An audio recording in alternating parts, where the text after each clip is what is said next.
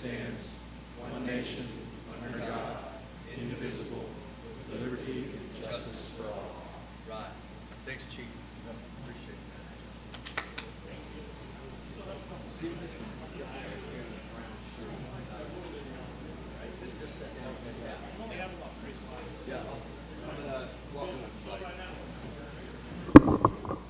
Well, good evening, everyone.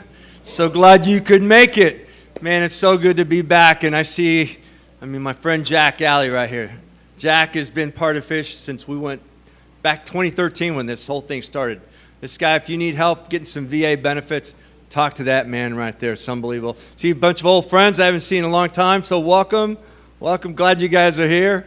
Hey, if you're not familiar with F.I.S.H., let me tell you a little bit about Friends in Service of Heroes. Started back in 2009. Well, 2013 actually is when it became a 501c3. Started out with food, feeding our troops, and one thing kind of led to another. And now it's mobility chairs, track chairs, assisting veterans with living assistance, and all kinds of different things. Basically, 4 words. We want to know, how can we help? How can we help? That's it. How can we help? And then we want to get involved emotionally, spiritually, and physically, too, with some of the things that we do. So the track chairs, the physical things, the service dogs, the emotional things. And then, of course, the spiritual. We do a Wednesday night, every other Wednesday in Gardner. It's the F.I.S.H. Fireside, where, a bunch of veterans come together. I see we have some Fireside brothers right here right now. And ask 2 questions. What's God telling you? What are you doing about it? We don't get preachy, but at the end of the day, that's the secret sauce to everything that F.I.S.H. does. And who better to do it for than those that have raised their right hand to serve our country and defend the freedoms that we as Americans have. So for you veterans, thank you. And let me, before you say anything more, we do something here that's a tradition with F.I.S.H. When I say your service branch, I want to hear it. So Army. Oh, that is so good. Thank you. That was great. Marine Corps? Outstanding. Navy? Pretty good. Thank you. Thank you, George. All right. Air Force? And this one. It's so rare to have a Coastie in our presence, but I believe we do. Coast Guard? There he is. There he is. Yay. Yay. We're in Kansas. We got a Coast Guard here. And, the Space Force, one of these days, maybe young Sanford over there will be one of our first Space Force attendees. No? You never know. Following your dad's footsteps, it's part of the family. But anyway, we're so glad you guys are here. Again, F.I.S.H., we're an all-volunteer organization. Our board, which we have Justin here, Mark here, and Mark somewhere, the other Mark's here somewhere. George, there's Mark. George, former board member. None of us get paid because what comes in goes right back to making sure that we serve those that have raised their right hand to serve our country. So thank you all for being here. And now I'm going to turn it over to Justin, who is going to not only go through some of the images, if you don't mind, that are on the screen here to kind of update you on some of the things going on, and then he's going to introduce our speaker. Thank you. Awesome. Welcome, everyone. We've got a lot of great stuff coming up. I know October is a little far out there, but we like to get some of the stuff on the calendar for you. So this is going to be our first annual Disco Halloween Bash. So there's a QR code, kind of cut off, so just kidding, don't try it now. But it's on our Facebook page, and it's been sent out. So if you got an email for this, you probably got an email about that, and it's probably at the bottom of the email that you got for this event tonight. It's going to be a huge party, so come on out, sign up, enjoy. And then Paul already mentioned that, but it's the first and third Wednesday of every month out there. The Fireside, it's really great healing for veterans and active duty members to come out and just kind of share. And next month is going to be a great month also. Is we have retired Sergeant Major Bickle from the Kansas City Recruiting Command, who's, kind of taken her career on. Couldn't quite hang the uniform up, and she's still doing great things, help shaping our youth. I'm not going to tell her story. You just have to come back next month and hear it from her. Do you have anything else, Justin? That's the last slide. That's the last slide. All right. So next up, we're going to talk about Lieutenant Colonel Stuart Sullivan, call sign SCAR. And I'll let him answer that question because he'll either mention it or it better come up in QA if he doesn't talk about it. But he is retired Air Force Lieutenant Colonel, and he's also the founder and CEO of All In Ministries, a nonprofit devoted to transforming the lives through connecting and motivating individuals on becoming all in. He's a published author, pastor, motivational speaker, and combat pilot in the B-2 Spirit. Stuart's energetic personality, combined with his unique background, drives him to ignite hope and healing to those in need. He's traveled all over the nation, changing lives through his dynamic teachings and trainings. His military background includes a master's degree in aviation safety and over 3,200 flying hours in the B-2 and the T-38. U.S. Air Force weapons school instructor, squadron commander, and I'll let you talk about some of your missions, if that's unclassified. Sounds good. So, ladies and gentlemen, SCAR Sullivan.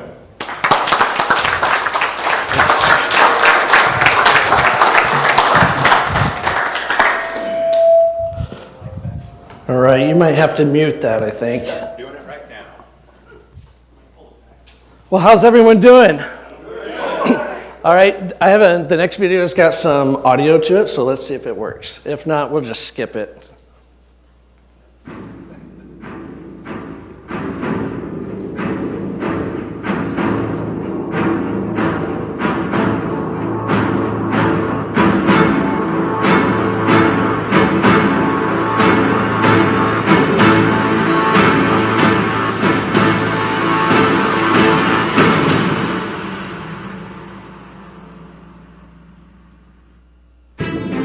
We have a long running history with the 509th Bomb Wing here in the 393rd, and we were the squadron that ended World War II with those 2 atomic weapons. Been a part of, Allied Force, OIF, OEF. It was the first squadron to get the FB-111, which was, at the time, SAC's newest nuclear bomber. And then it was also chosen as the first squadron to get the B-2. Its purpose is really deterrence, and we do that every day just by existing. We demonstrate that combined with the right support and the right mission planning, we can hold any target at risk. Teddy Roosevelt probably described it best, where he said, walk softly and carry a big stick, and that's what we are. My role currently is, as a B-2 pilot, is to be as lethal as I can be, to know the jet, to know the tactics, and to be ready at a moment's notice. Whether it be to strike a certain target or go execute a certain mission, and it's my job as a pilot to be able to take the overall goal and then figure out a way to employ the jet to achieve that goal.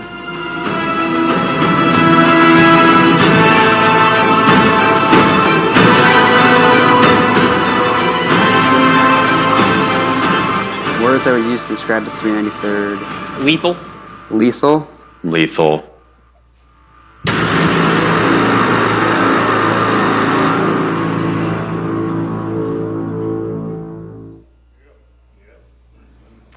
All right, well, my name is Lieutenant Colonel Sullivan. I'm retired B-2 guy. I go by SCAR. That's short for NASCAR, because I am the only guy still in the history of the Air Force to get the B-2 stuck on the runway.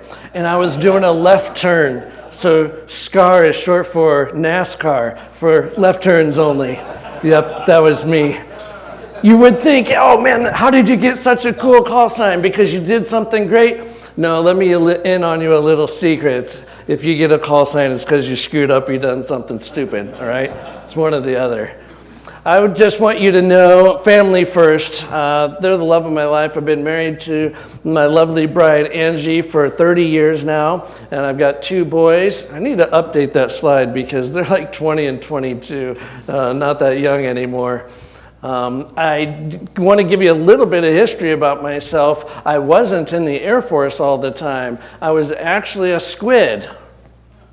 Maybe? All right, guys. That's all right. They're a little slow on the uptake. So I was in the Navy, and I was actually aviation electrician's mate, petty officer 3rd class Sullivan from 1995 to 99. And I've been on 2 deployments. I spent 1 year, 3 months, 18 days at sea. And you know what I learned about the Navy? I never want to be in the Navy again. I mean, those guys work, and you're away from home. And I'm kind of a family guy and a homebody. So one thing I learned is I'm going to get out of the military, and I'm never going back into the military again. Yeah, I've said never 5 times, and you know what I've learned? Never say never, that's for sure. Because what happened was in 2001, when the Twin Towers fell, about a month later, my wife rolled over in bed and she was like, "What do you think about going back into the military?" And of course, we were, she was expecting me to say, "Are you crazy? We're not doing that military thing again." And I rolled over, I said, "Maybe I should." It was in that moment that we knew that the Lord was at work, and he was going to radically change our lives. And I said, "Hey, if those dumb Navy guys could fly an airplane, maybe I could." And I was at the University of Missouri up in Columbia and decided to join ROTC, did that for 2 years. I did very well. God opened up all the doors, and I did extremely well and went to Shepherd Air Force Base in Wichita Falls, Texas. Anyone been there? Any Air Force guys? Yep. They have the Euro-NATO Joint Jet pilot training out there, so I got to train with a lot of our NATO allies, and then I got to stay there for 4 years to teach them how to fly the T-38. The T-38 is a little supersonic jet trainer. It's super fun, and I got to stay there for about 4 years again to teach those guys. Unbeknownst to me, also the B-2, if you didn't know, has those little jets called the T-38. They're also at Whiteman. So I have a lot of experience flying this T-38. That's just a picture of me clowning around and saying hang loose and having a lot of fun. I love that airplane. It's super fun. All right, I think this is a short little video. You guys know what a missing man formation is? You ever seen that? So can you turn that down a little? Can you turn that down? Turn it on. Yeah, you can turn it all the way down. It's just, that's how noisy it is inside the thing. I just wanted to show you what it looks like flying inside of a T-38. And what these folks are doing, they're in formation and they're getting ready to line up for a missing man formation. There was a Vietnam veteran, his family reached out to me and I said, hey, he was a pilot. I said, I can get you a flyover for his funeral service. And so right there that's number 3. And what he's doing in a certain moment, he's just climbing up into the heavens. And so that's what a mission man is to give the respects, and that's what it looks like from the ground. And so I was on the ground and I got to call those guys in. That was pretty special. Let me tell you a little bit about Whiteman Air Force Base. Usually a lot of people have never heard of the B-2, and then Trump gets in the office and man, he loves him some B-2s, does he not? Usually you went to war maybe once every 7 years on average, and now it seems like once every 7 weeks or something, I don't know. So that's the mission of the 509th Bomb Wing, is to go anywhere, anytime, undetected, and you can see the readiness and process and community, etc. Not only was I active duty Air Force at Whiteman, but in 2008, St. Louis F-15 Missouri Air National Guard unit moved down to Whiteman Air Force Base and no longer was flying the F-15. They integrated with the 509th. And so in 2013, I transitioned from active duty to active duty guard. And so I was in the 131st Bomb Wing, and it's the 8th oldest unit in the Air National Guard. And come to find out, you'll hear a little bit later, I was the only Air National Guardsman to take the B-2 to target personnel. And I'll tell you a little bit more about that. So I am, just ask my mom, I am one of a kind. All right, a little bit of heritage. If you didn't know, Colonel Paul Tibbets, he was the one that dropped on Hiroshima and Nagasaki. The 509th Composite Group, which is the 509th Bomb Wing, They had the 393rd Tigers, which was the squadron, and I used to be in the 393rd Tigers, and I was working under his grandson, Mr. Tibbetts, and so it was a lot of fun. Lots and lots of history there. All right, you ever seen the side of B2? No? Well, you can right now, as best I can. There is about between 16 and 17 different screens that we have to monitor in the B2. And if you're like, how do you do that? Well, all of us with ADHD, we know how to do it. It's super easy and it's a lot of fun, right? You don't have to focus on one thing too much. You can look all around. There's only 2 pilots, so we don't have a co-pilot. And so once you graduate your initial qualification training as a B2 guy, you can sit in the left or the right seat. The only thing different in the left seat, do we have any pilots in here? Any pilots? Oh, so what's in the gear handle? The gear handle's in the left seat. It's always in the left side. It's always right there, if you know. So that's where you throw the gear handle. So you have the gear handle on the left seat. Otherwise, everything is really exactly the same. From nose to tail, it's 69 feet, and from wingtip to wingtip, it's 172 feet. It has 2 bomb bays and can carry a lot of weapons. And it says we can go about 0.8 Mach. We got to stay below that, so it's not supersonic. It doesn't go fast. You just can't see it on radar, right? You can see it if you look outside. Obviously, you can't hide it. And what's it says? Total inventory is 19. We keep crashing those things. I think it's down to 18 right now. It was a nose gear issue. It's getting old. We'll talk about it later. They're going to replace it. Yeah, right. We'll see how that happens. What can it carry? The B2 can actually carry 16 nuclear weapons. It can actually carry 16 B-83s, which is a 1.2 megaton. The difference between the B-83 and what they dropped on Hiroshima and Nagasaki, those were about 14 to 15 kilotons. And so it can carry a lot of firepower. Also, B-61, Mod 11, and Mod 12s. I don't want to get too much into nukes because it's kind of boring, but it can carry a lot. What else can it carry? It can carry 80 500-pound bombs, and each one of those can be GPS guided to whatever target that we want. We can make little smiley faces on the ground. Ask me how I know. And we can also make them drop, explode, 5 feet above the ground, 10, 15 feet, whatever. Or we can delay in the ground about 5 milliseconds. And again, we can have 80 of them. We can drop one, or we can drop all 80 at the same time. It doesn't matter. It's pretty sweet, and it's a lot of fun.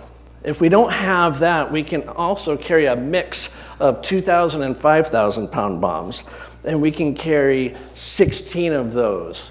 And so that's what's called the JDAM, Joint Direct Attack Munition, a bunch of 2,000 pounders. That's very common out there in our role. It can also carry 16 JASM.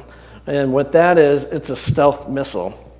Those cost about $1 million each, and once you open them up, you got to use them. So we don't get to drop those very often. That would be a lot of fun. Or, okay, now you guys know, we used to not talk about it very much, but it can also carry 2 30,000-pound bombs called the, anyone? Bunker Buster, Massive Ordnance Penetrator, the MOP. They went over to Iran and dropped those recently. I was in charge of that plan for many, many years. So if you want to talk about it, I'll share what I can with you. But yes, they took 7 of those and dropped 14 30,000-pound bombs within just seconds. It's pretty sweet. It's a really, really fun thing. All right, so what am I known for? A lot of guys in the military, we either say, hey, are you a hero or a zero? We train and train and train. I was like, I'm just a zero. And so I actually got to, I think it's on here right there. Here we go. I got to do Operation Odyssey Lightning, and we took off from Whiteman Air Force Base, and we flew all the way over to certain Libya. And we have been watching, literally, those people right there, the terrorists try to hide in their white Toyotas in the middle of the desert. Now, why do terrorists think that they have to have white trucks in the middle of the desert? I don't know, but they're always white. And so they try to cover them up with a little bit of camouflage. It doesn't work very well. Well, they had 4 different training camps, and they had just graduated terrorist training boot camp when we showed up. And so we knew between those 4 that there was going to be somewhere between 50 and 250 guys, and we knew that they were going to attack the United States or one of our NATO countries in the next 5 days. So they all had to go away. And so they asked the B-2s, can you handle this? Well, we had practiced as a weapons officer and a weapons instructor. We had practiced this for years, just in case. And so when they called upon us, we did, for you military guys, we did close air support with the B-2, close air support at 30,000 plus feet. How do you do that? Very carefully, all right? But we did 5 air refuelings. Okay, just put this into perspective. It's only 2 airplanes. Imagine when they took 7 of them over there to Iran. So for 2 airplanes, we did 5 air refuelings. And it had, that was 18 tankers for us 2. And we took on 113,000 gallons. I just want to say thank you, taxpayers, because it was a lot of fun. And so what was really cool about this picture that I found on the images, Google Images, is no kidding, that's me right there on that same very night. And so that's us heading over to Libya. It was about a 33-hour mission. We were on station. We were supposed to be on station for 4 hours. We were told, there's no way that you're coming home early. You have to be on station for 4 hours. Okay?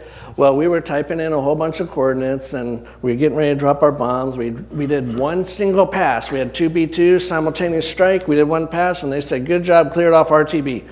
For a lot of you, that's cleared off. That means go home, return to base. And I was like thinking instantly, this can't happen. Like, I asked that question before we left, and they said this can't happen. So what do you do when you're in a situation that can't happen? You make it work. You make it work. So we came home, and we did such a good job. That's why they said, hey, you're cleared off. There's nothing left. There's no movement. This might be hard to see, but here's 4 mud huts. It'll zoom in, and I'll show you what 1 500-pound bomb looks like. It zooms in. That's 1 500-pound bomb. And they were all asleep, well, until I woke them up. And that's the rest of them. Yeah, it's about 30 500-pounders. Well, okay, now let's talk a little bit more about Operation Midnight Hammer. You guys may have heard about this. I was one of the guys, again, that was part of the planning for this way back in the day.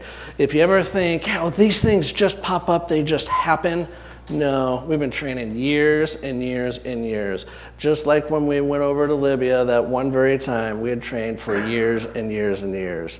As a matter of fact, before we had the massive ordnance penetrator, we were training against Natanz at that point, and this was back in 2010 is when we started training. We learned that our weapons that we have are not adequate, so we need to create a new weapon.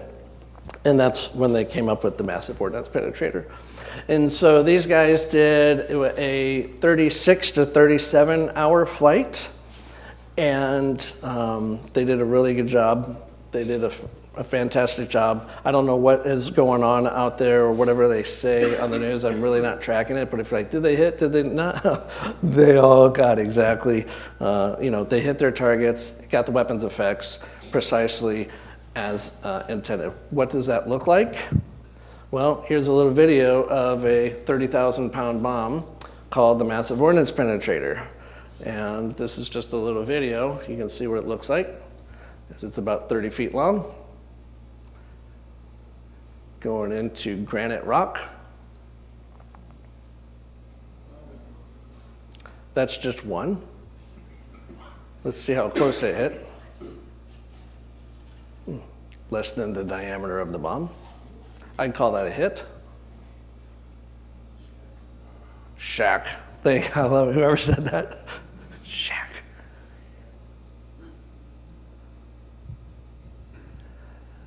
Will it go off where we want it to?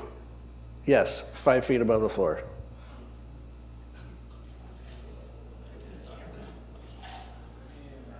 We'll get it right where we want it to. A lot of smart people put this thing together. We trained for years. I guarantee it went right where it's supposed to. All right, let me just back one up before we hit this. So the massive ordnance penetrator, I said, is 30,000 pounds, but it has 25,000 pounds of just weight and hardened steel. 5,000 pounds is the net explosive weight, okay? So think of the previous one, we had 5,000 pound bombs, and 5,000 pound bombs has about 700 pounds of explosive, and compare that to 5,000 pounds inside the mop. It's pretty sweet. The B-2 is getting older. What are we gonna do? How are we gonna replace it? Well, we need a new one. It's called the B-21. Anyone heard of the B-21? B-21 Raider? That thing's coming out. It's just like any other acquisitions. It's gonna be rushed and it'll be here on time, right? It's not, it's still late, it's still delayed, but you know how the military is.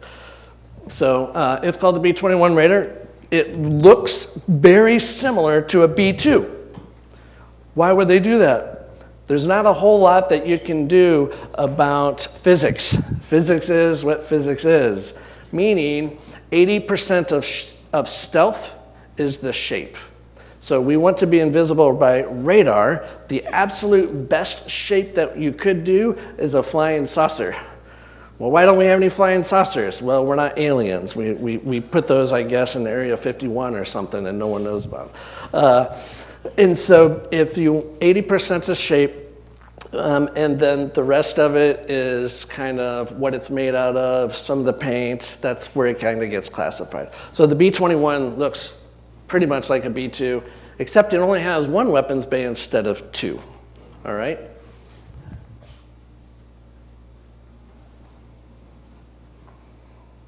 It's supposed to go, you know, as far and do as much. Actually, I don't want to watch this video, as I told, but that's what it looks like right there. So it looks like just like kind of a B-2, doesn't it? Yep. All right. But I never flew the B-21, don't know much about it, can't talk to it, who cares? We're gonna talk about the B-2, some other cool stuff. All right, so then what happened in 2022, so I did about 22 years and 8 months in the military combined, and then they came out with the whole COVID thing, you gotta either get the shot or you have to get out. And I said, well, I did some praying, Lord said, don't do that. Got the anthrax shots a long time ago, didn't like those. And, you know, it's okay, there's nothing wrong with me anyway. And so I was like, okay, I'm not doing this COVID thing, I'm gonna go ahead and retire. So I went ahead and retired. I have, actually I flew 8.3 hours in the B-2 on that flight right there to get my 1500 in the B-2. I think I'm only like the 15th guy to ever get 1,500 hours in the B-2. Not very many of us. And so then I went ahead and retired. But that's what I wanted to say about the B-2, kind of what I did.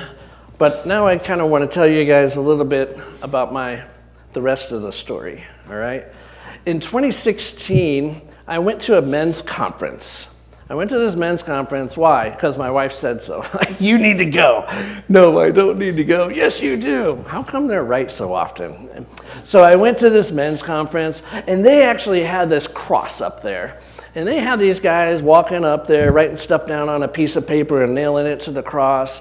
And, you know, some of them were like crying, a bunch of wimps is what I'm thinking. And then I was decided, you know what? I'm gonna give this a try. You see, I had some hang-ups. I had some hurts. I had some habits. So I took all my hurts, habits, and hang-ups and I rolled them up into 2 words. One was the word pornography, and the other was the person that had molested me when I was 12 years old. And I wrote those 2 words down on a piece of paper. And I walked up to that cross, and I nailed it to the cross.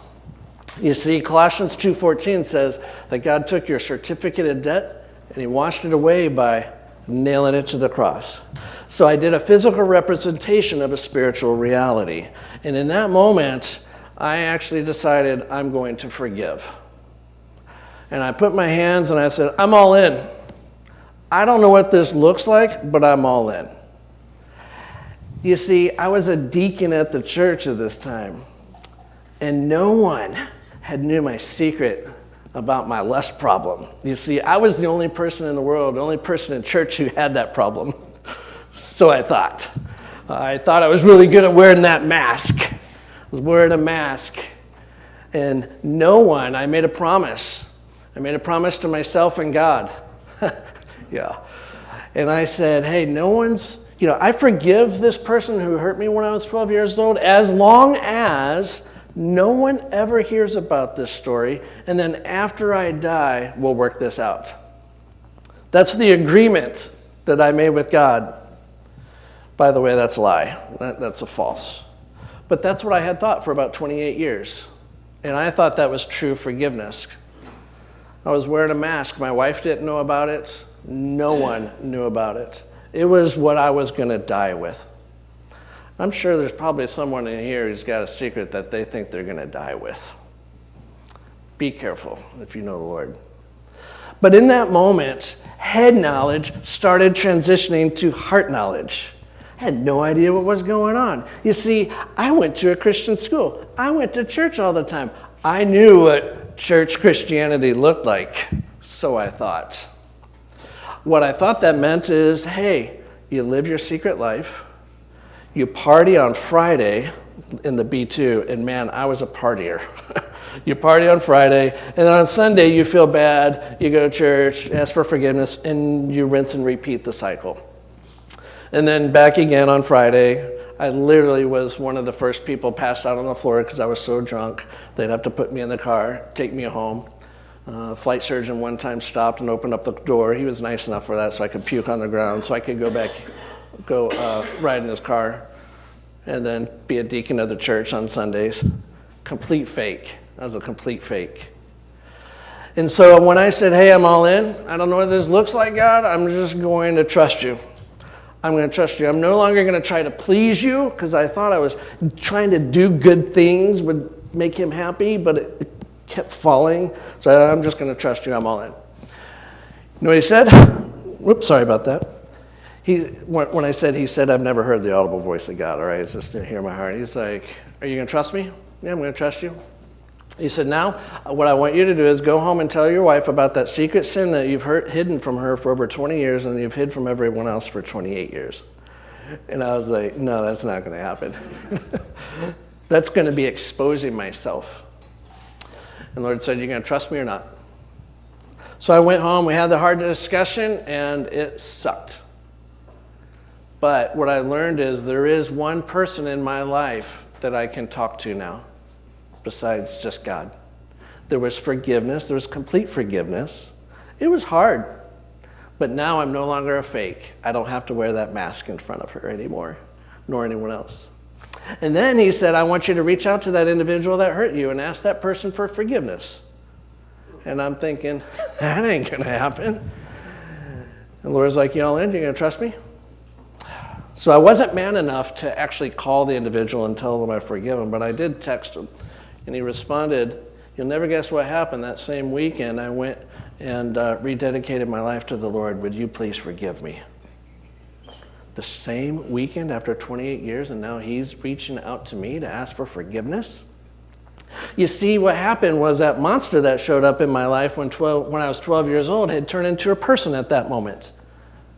And to this day, after working some things out, I call him my friend. How can a monster become a friend? Well, God can do that. Stop wearing your mask.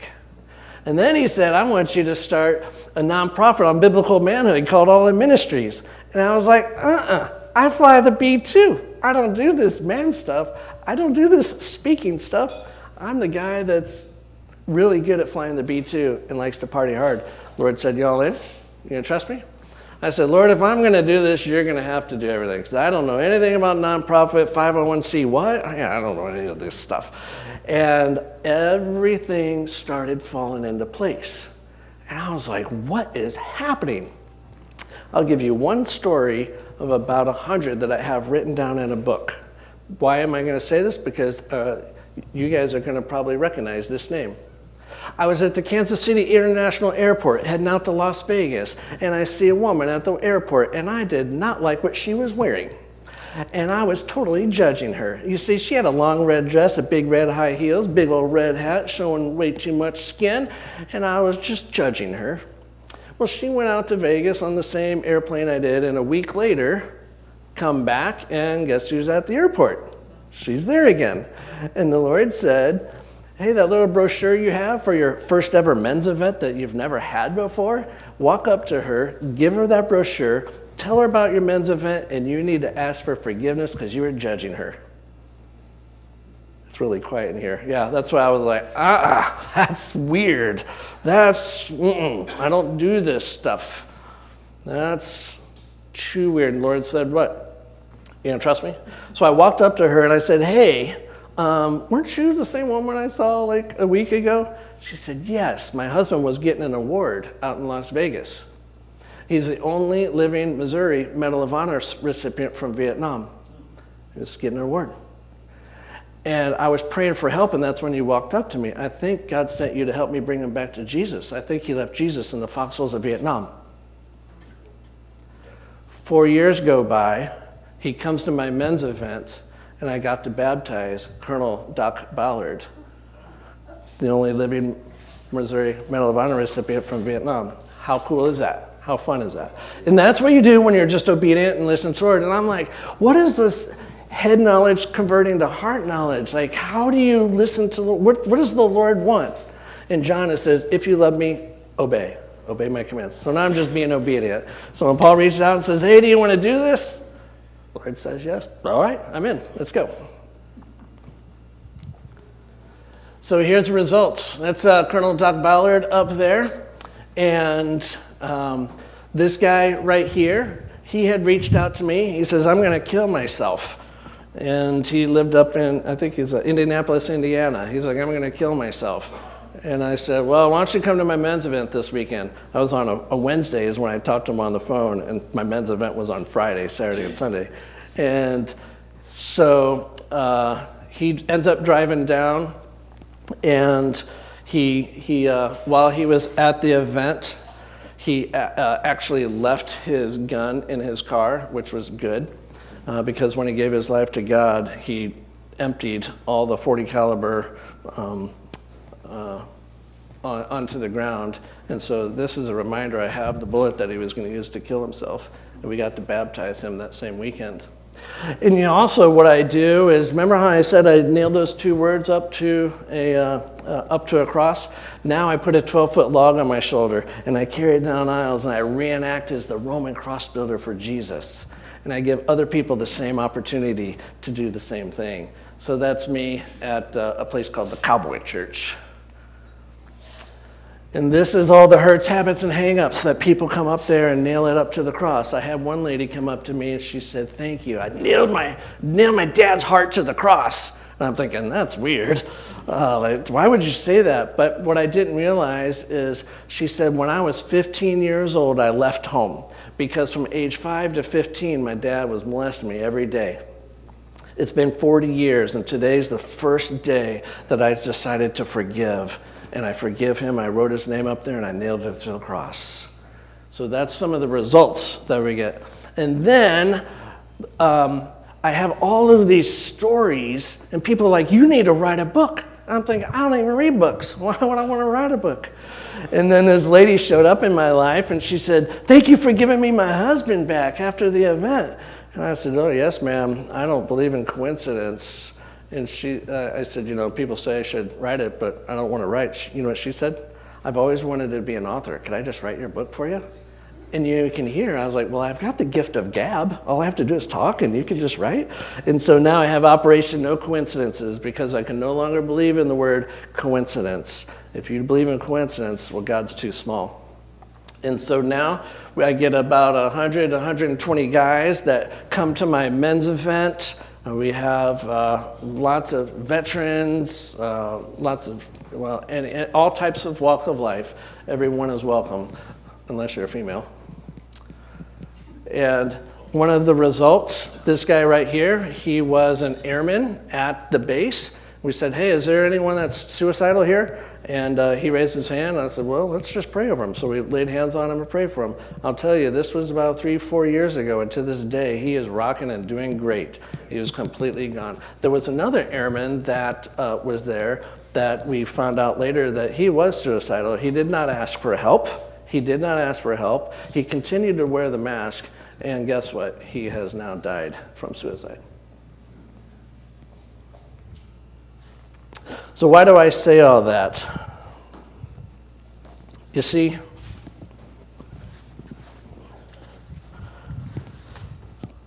this is the mask, the actual mask that I would wear for many, many years. This mask is life-saving. It's got oxygen hose, so when you're up at altitude, you can breathe and have your oxygen. It has a little cable here and communications, so I can talk. When it gets really bad, if you have a rapid decompression, you hurry up and put this on. It will save your life. That actually happened in the B-2. We had 2 guys that one of them actually got his mask on quick enough, and the other one got very, very loopy, and it was not very fun. So this mask will save your life if you wear it correctly. But you see, I got really good at hiding my other mask, and that was the mask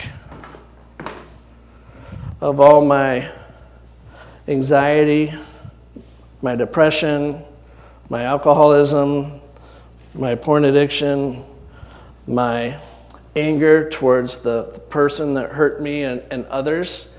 And while I was wearing that mask for my whole life, I thought I was saving myself, just like this mask.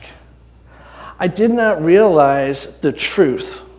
And the truth of the matter is, when you go all in for the Lord and you actually believe what the Bible says and you actually believe that Jesus is who he says he is, you know what he asks you to do? He asks you to remove the mask. And you would think, after you remove the mask, that you're going to die.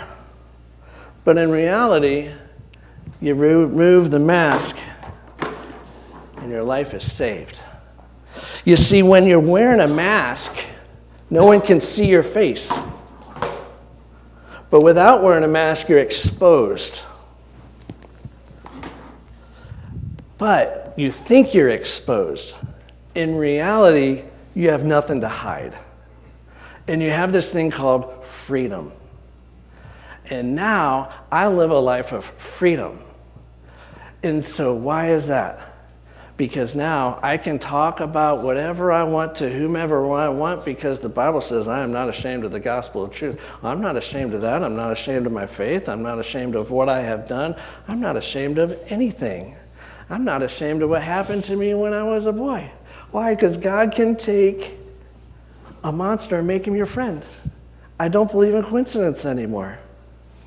And so what I'm asking is if there's anyone here tonight and you're wearing a mask, my challenge to you is be brave, be bold, do what's right, remove the mask.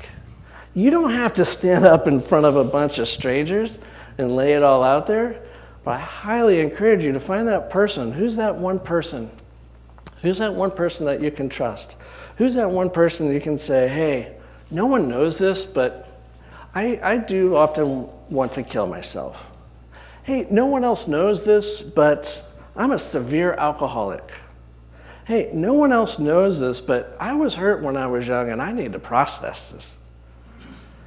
Whatever that hurt, habit, and hang-up is, find that someone so that you can remove the mask and live a life of freedom and enjoyment and peace and excitement. I mean, the B2 is fun, but you know what? Living a life of freedom is exciting. And I love living in excitement, all right? With all of that, that's kind of my story. That's where I'm at. And I'm sure you guys have some questions.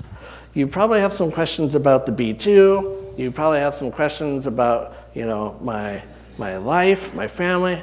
I am an open book, all right? So, before anyone asks, no, we don't have a bathroom in the B2. But we do have this thing that we call the little honey pot. And all that is it's a little 5-gallon bucket. Basically, it's got a rim on it where you can sit down. Yeah, it's made out of gold. No, it's not. Yeah, for the price. If you didn't know, the B2 is the world's most expensive airplane at $2.2 billion each. So thank you, taxpayers. Okay, with that, what question? Who's first? Yes, ma'am. I think they're going to want to give you a speaker, or a microphone. I was curious. How did that apology to the lady in red go?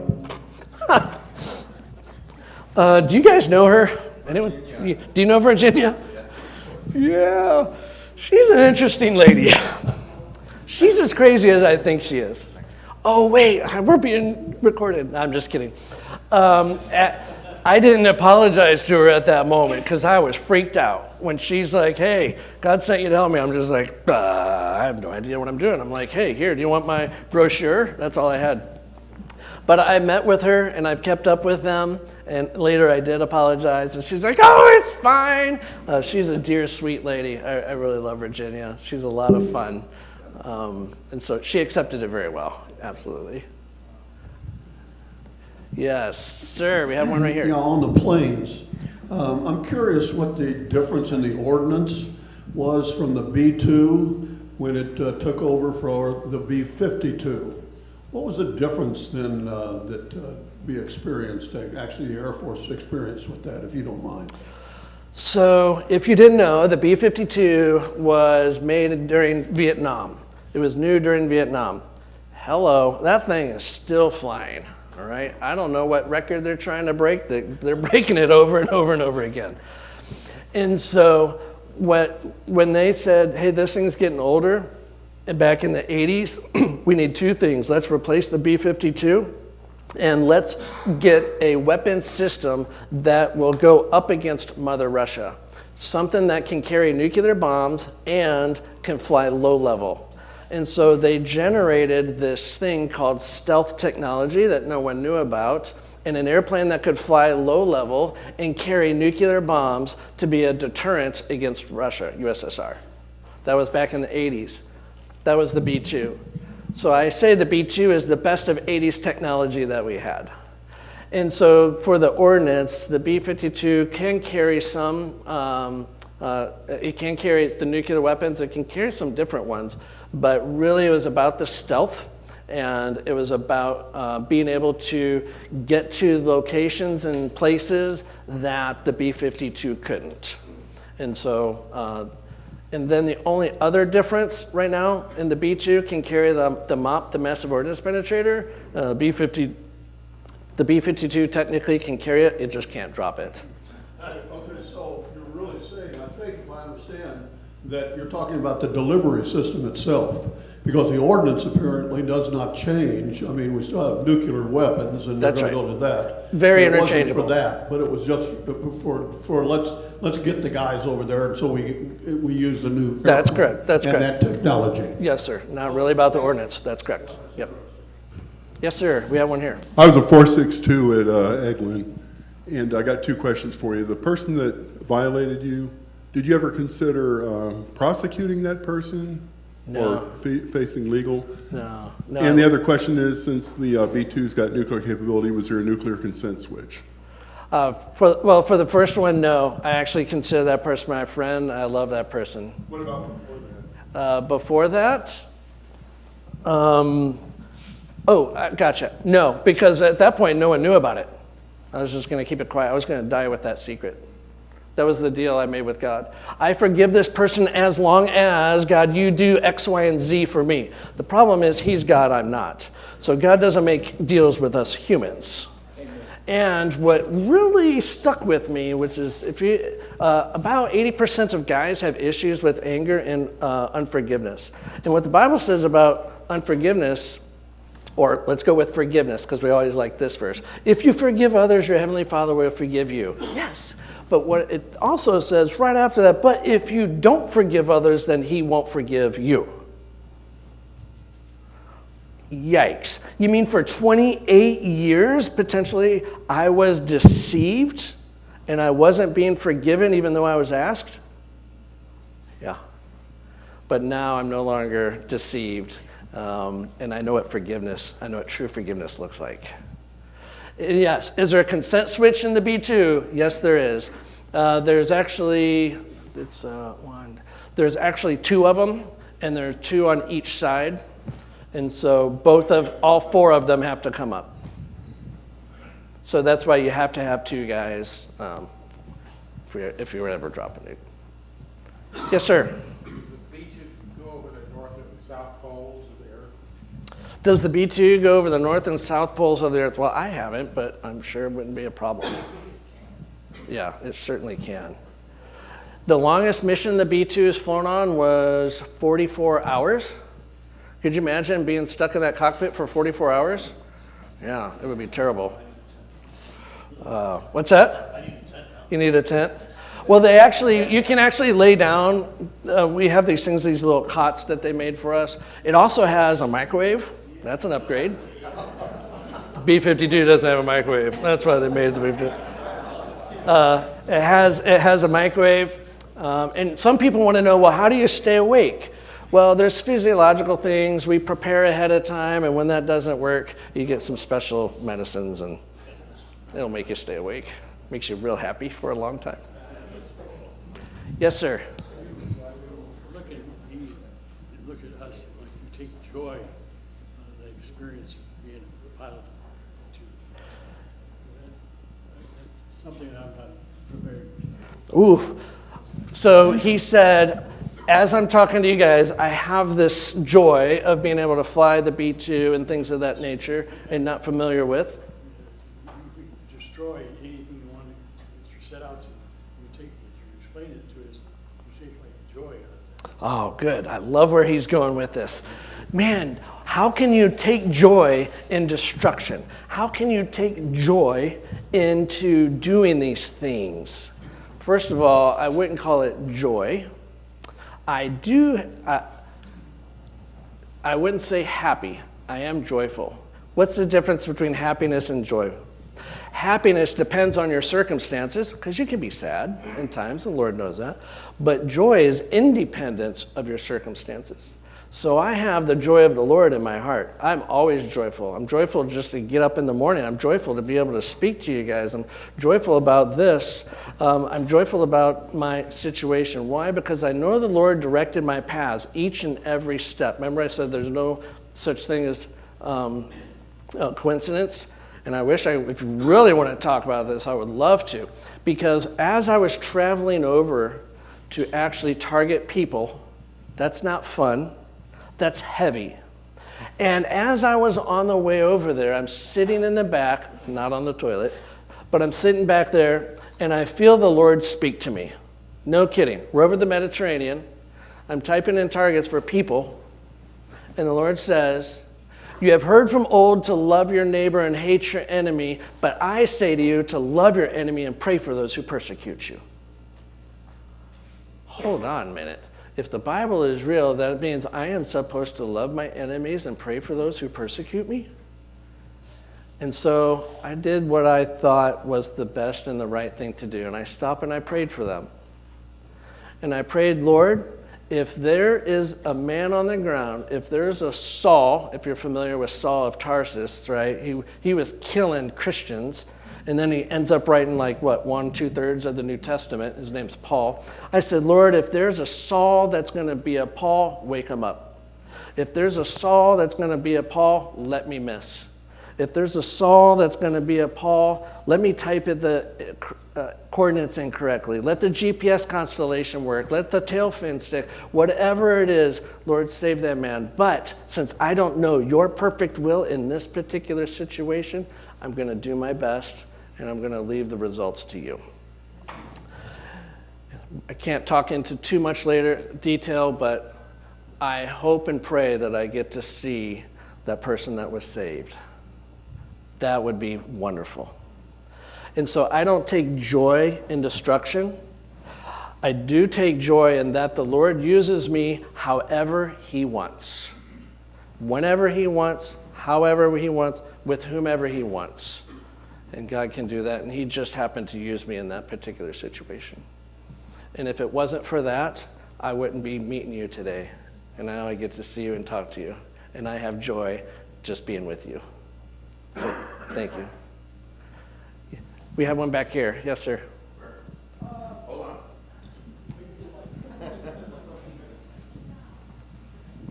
I got 2 questions. My first question is, did you do any work with the F-117? No. And then my second question is, when you said your the story of how you got your call sign, are you the one that crashed the B-2 at Whiteman in the grass? No. This young kid was getting ready to call this old man out. No, out of the mouth of babes comes the truth, right? All of a sudden, he got real classified there for a second. Nope, what do you mean? Oh, where are we going with this? Really, what he was asking is, how many stupid things have you done? I did a lot of stupid things. No, whenever I landed, the taxiway was closed, and I was supposed to do a 180-degree turn on the runway. So I decided to turn left, even though I should have turned right and used part of the taxiway. But me and my infinite wisdom, I decided to go left because it was my 3rd time ever flying the B-2. And as we were going, the nose wheel steering broke. And so that's kind of where my call sign came from. And yes, you're absolutely right. Most recently, they've had other issues with the nose wheel steering, and one of them has landed and went off the runway. And so that's why we kind of need the B-21, because the B-2 is getting old, and we're not crashing it. It's just a failure, and you don't know it's failed until it happens. And then it's like, what do? Get your checklist. Nope. Too late for that. Keep that thing straight the best you can. Yeah. Yes, sir. Oh, you better put that up. No one else will hear you. Hello. What's a lot more fun to fly, the T-38 Talon or the B-2? Which one's more fun to fly, the T-38 or the B-2? The T-38. When you call it fun. Why? Because after about 45 minutes, if you're with me, you're out of gas. Why? Because I love to go fast. I love to fly fast. I love to roll. I love to pull G's. I love to do those things. And when you're done, you're just completely wore out. And the brief and debrief, you can fly that thing 3 times a day. That's what they're still doing at Whiteman. For the B-2, you're planning for a whole day. You fly for like 5 hours. And then the next day, you're debriefing. So it is a ton of work to fly the B-2. And so we don't really consider ourselves pilots. They would say more so we are weapon systems managers. This is our major weapon system, our MWS. And so the capabilities of the B-2 are far beyond, just what I've briefly described. So, as far as fun, it's more fun to hop into a T-38 and fly to Chenault, Louisiana and get your shrimp po' boy sandwich. That's what I'm talking about. And yes, I've done that at least 25, 50 times. Or there's shrimp etouffee. Anyway, who else? Yes, sir. What kind of fuel does the B-2 use? The B-2, it's the same as any others. It's JP8. That's the type of fuel. However, it takes about 20,000 pounds just to get up to altitude, and then about 10,000 pounds an hour after that. JP8, it's like a really high octane diesel. Yeah. Dry diesel. There we go. See, that's what the Jet A. maintainers, the B2s are like, oh, no, you just stick it up there and you plug it in and it works. Who else? That's it? Hey, Stuart. Yes, sir. One more. Yes, sir. I mean, I'm listening to him and listening to you. You measure by pounds instead of gallons. Yes, it's by So pounds you said instead. 113,000 gallons. Mhm. How many pounds is that? That's a lot.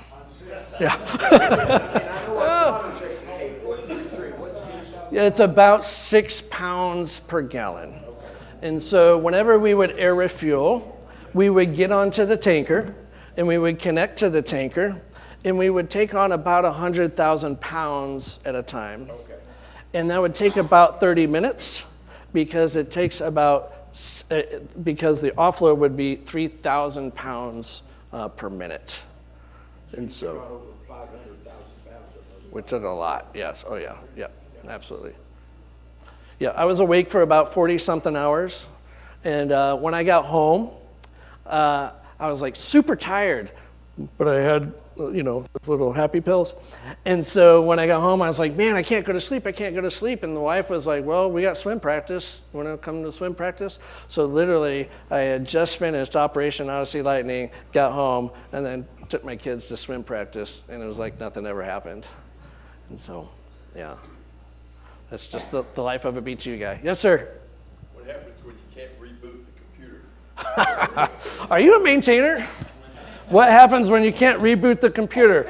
If something is wrong in the B2, it's broken, you do what we should do with many things. You just turn it off and turn it back on. It just works. So literally, you just turn it off and turn it back on. Sometimes you got to do it in sequence, and I'm not exaggerating. World's most expensive airplane. Turn it off and turn it on. It'll fix itself. Yes, sir. The shortest runway takeoff. Oh man. It's classified. If I remember, so the Whiteman Air I Force think Base. Whiteman is 12,000 feet. I think the minimum is 10,000 for the B2. Yeah. 2 miles, yes. And it takes about, it depends on your weight. If you're empty, I think it took about 4,000 feet to take off. When you're heavy, it takes 6 to 8. I mean, yeah, it depends on your weight. The maximum weight, I think it's been a little while, so I think it's 336,000 pounds. Yeah. Yes, sir. You have to leave your cell phone at home so they won't call you and ask you if they have Part A, Medicare Part A. So, do you have to leave your cell phone at home? Is yes, not for that reason. Anyone worked in a SCIF, a special compartmentalized information facility? Well, the B2 is a flying SCIF. And so because of that, you can't even wear anything that's going to transmit or anything. So no Fitbit watches, no phone, no nothing like that, because it's a TS classified, you know, SCIF, mobile SCIF.